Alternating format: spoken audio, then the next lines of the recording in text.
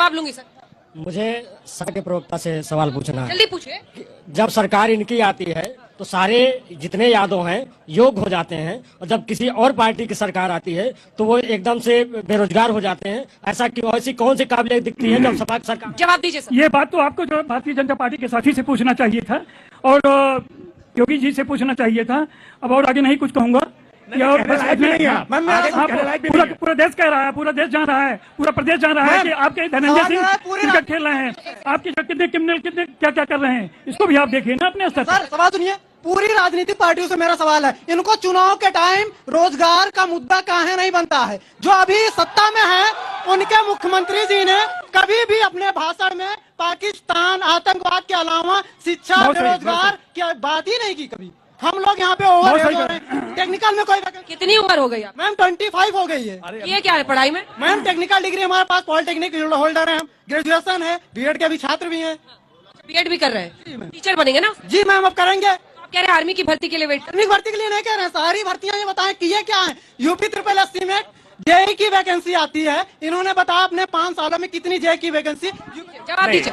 JEE की vacancy, army की vacancy, railway की भर्ती, सब पर आपसे सवाल है। एक एक करके सबका जवाब दे देता हूँ। देखिए, केंद्र सरकार की भर्तियां भी पूरी हमने की है, और उत्तर प्रदेश में आप नौकरियों को केवल सरकारी नौकरी जब मानकर बैठते हैं ना, तो शायद आपको पीड़ा होती है। अरे भाई, उत्तर प्रदेश की जनता की जो जनसंख्या है वो 22 करोड़ है, नौकरियां तो 15 लाख 20 लाख की हो चुनाव सकती के है। समय तो आप कहते हैं कि नौकरियां देंगे, नौकरियों का का मतलब रोजगार से होता है, नौकरियों का मतलब सरकारी नौकरी नहीं होता है। और सरकारी नौकरी का जो चार्म था ना, ये केवल नौकरी का मतलब पकौड़ा उसको भी बंद किया है। आप निश्चित रहिए, हम जवाब यही सुनिश्चित कर रहे हैं। ये जो भ्रष्टाचार का जो अब तक मैडम रोजगार पे कुछ बोलिएगा। बेरोजगारी की बात आप उम्मीदवार है बीएसपी की तरफ से, अखिलेश जी की बेरोजगारी दूर नहीं होगी। इन लोगों से नहीं, रोजगार पर रोजगार पे मैं यही कहना चाहूंगी कि बहन जी की जो भी योजनाएं हैं, बहन जी ने परसों हमारी रैली में उन्होंने सारी घोषणाएं कर दी हैं। क्या योजनाएं है बहन जी की? बहन जी की सारी हमारे पेंशन को लेके कि हम पेंशन लागू करेंगे। पेंशन नहीं, नौकरी की बात हो रही है। हाँ, बेरोजगारों को नौकरियां दी जाएंगी, और महिलाओं को सुरक्षा दी जाएंगी।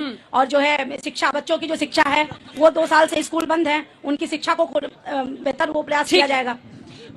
सबसे पहले मैं कांग्रेस के प्रवक्ता को धन्यवाद देना चाहता हूं, जो इस डिबेट में उन्होंने आया नहीं, उनका तो यहाँ कोई नामो निशान नहीं है, पहली बात।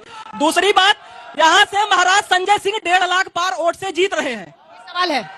और दूसरी बात, यहाँ से जो सवाल है। तीसरी बात मैम, सपा के जो ये बोल रहे हैं ऐसा किया, उन्होंने मंदिरों कार सेवकों पे गोली क्यों चलवाई? सबसे पहला सवाल मैं उनसे है, जब वो मंदिर बन गया तो उस पर प्रश्न पूछ रहे हैं।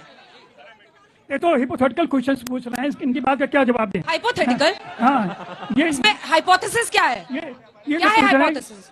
कार चौके पर गोली चलाने की कौन सी बात है? अगर कोई लाइन ऑर्डर का सवाल होगा, आपने जो पाप किया है उसका प्रायश्चित करके जनता से माफी मांग लीजिए। रोजगार के मुद्दे पर सरकार से पहले हम मीडिया से पूछना चाहते हैं कि आपने रोजगार के मुद्दे पर कितना बहस किया है? रोजगार ही तो सुबह से रात तक टॉपिक चल रहा है, आपको मंच क्यों मिल रहा है? चुनाव के दौरान ये छुटपुट रोजगार की जो छुटपुट नहीं हो रहा, आपकी बातें छुटपुट है। चलिए कुछ सवाल और लेते हैं। मेरा सवाल बीजेपी प्रवक्ता से है, लोगों को अपने दल में शामिल कर लेने पर कोई हिचक न होने, ऐसे में यह स्पष्ट करना चाहिए। मैसेज भेजा है क्या? मेरा पर्सनल सवाल है, मैंने लिख के लाया, मैंने सवाल लिख के लाया है। अच्छा, बहुत अच्छा।